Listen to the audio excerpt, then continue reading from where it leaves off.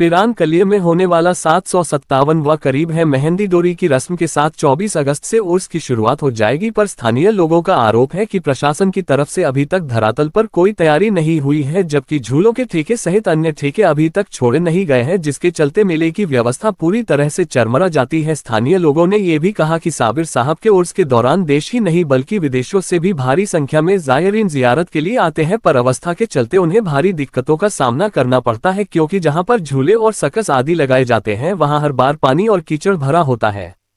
समस्त देश प्रदेश वासियों को स्वतंत्रता दिवस की हार्दिक शुभकामनाएं। निवेदक जितेंद्र पवार, वरिष्ठ कांग्रेस नेता। है कि उसकी तैयारी पूरी कर ली गई है, आपका क्या है? तैयारी तो फिलहाल मुझे तो कहीं दिखाई नहीं दे रही है तैयारी। देखो ऐसा है, प्रशासन को चाहिए कि मेहंदी डोरी से पहले पहले जितनी भी ठेके हैं वो पहले कर दिए जाएं, क्योंकि ठेकों में लेट केवल इस वजह किया जाता है ताकि उसमें कोई घोटाला हो सके। अगर मान लो मेहंदी डोरी से पहले जो उर्स की जो तारीख है उससे पहले पहले अगर कंप्लीट कर ली जाएंगी तो हमारा मेला भी लंबा चलेगा। लेकिन मुझे नहीं लगता प्रशासन की जो तैयारी बता रहे हैं, प्रशासन बता रहा है, मुझे तो कोई तैयारी ज़मीन पर कहीं नज़र नहीं आ रही है, कहीं से कहीं तक भी। जिस तरह से गंदगी फैली हुई है, अभी तक कोई अतिक्रमण पूरी तरह से अपना राज कर रहा है, तो इसको लेकर क्या कहें? देखिए ऐसा है, गंदगी तो खैर ज़्यादातर जो मेन रोड है उन पे है ही, और मैं भी प्रशासन से अपील करूंगा कि जहाँ जहाँ भी गंदगी हो रही है उसे तत्काल हटवाया जाए उस गंदगी को, जहाँ भी कूड़ा वगैरह पड़ा हुआ है। और बस मैं तो प्रशासन से ये अपील करता हूँ कि जहाँ जहाँ भी गंदगी है प्रशासन को चाहिए कि तत्काल मेले की तैयारी को तारीख से पहले पहले पूर्ण कर ले, क्योंकि प्रशासन कह रहा है कि सिर्फ कागजी कार्रवाई चल रही है या फिर धरातल भी। देखिए धरातल पर आप तो खैर हो ही यहाँ पे, मुझे तो धरातल पर कुछ दिखाई नहीं दे रहा है। चारों तरफ जहाँ जहाँ उर्स लगना है जिस एरिया में उधर पानी ही पानी भरा हुआ है उस क्षेत्र में।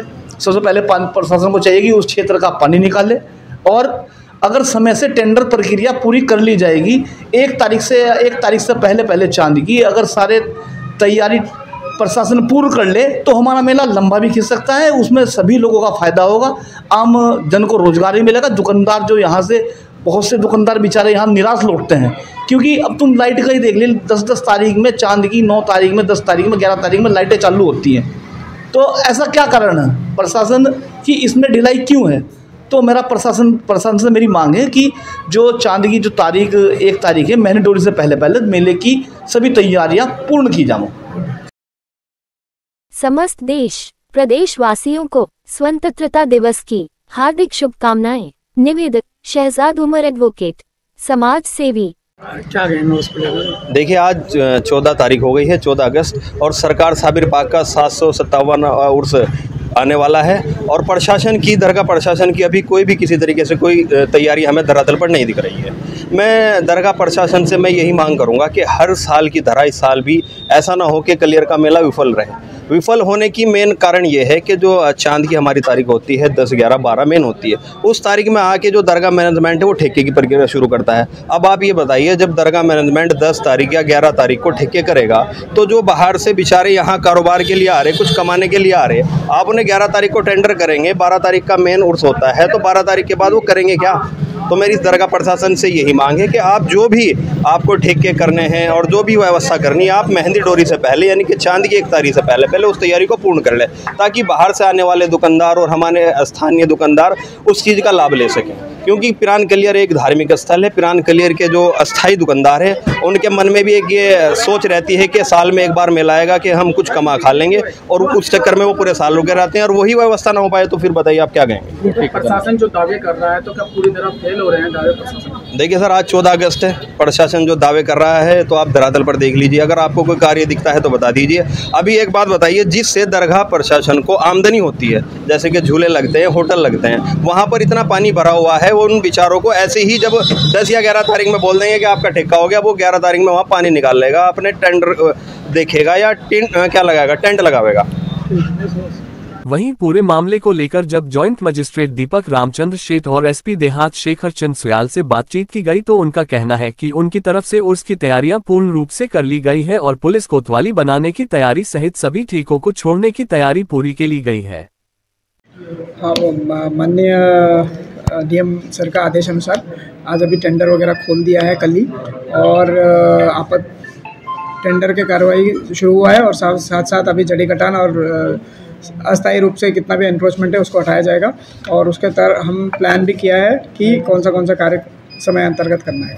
सर, हर की तरह जिस तरीके से पाकिस्तानी जायरीन भी यहाँ पर ज़ियारत करने के लिए आते थे, क्या उनकी लिए भी कोई ऐसी स्थिति आपको लगा है कि वो लोग अब की बार भी आ रहे हैं? अभी तक ऑफिशियल कम्युनिकेशन हुआ नहीं है, फिर भी हमारा तैयारी है कि लगभग 150 लोग आएंगे, तो उनके लिए भी तैयारी और व्यवस्था करने के लिए हमने संबंधित रेलवे विभाग हो गया और सही विभाग को निर्देश ऑलरेडी किया है। क्या तैयारी है? इस वक्त बहुत करीब है और अभी तक वहाँ पर कोई व्यवस्था नहीं है। देखिए, उर्स को लेकर के एक बड़ा आयोजन है, देश ही नहीं विदेश से भी इसमें जायरीन आते हैं, बड़ी आस्था रखते हैं और अच्छा खासा उसमें श्रद्धालुओं का आगमन होता है। तो हमारी तैयारी इसमें 2 लेयर पे मीटिंगें हो चुकी हैं।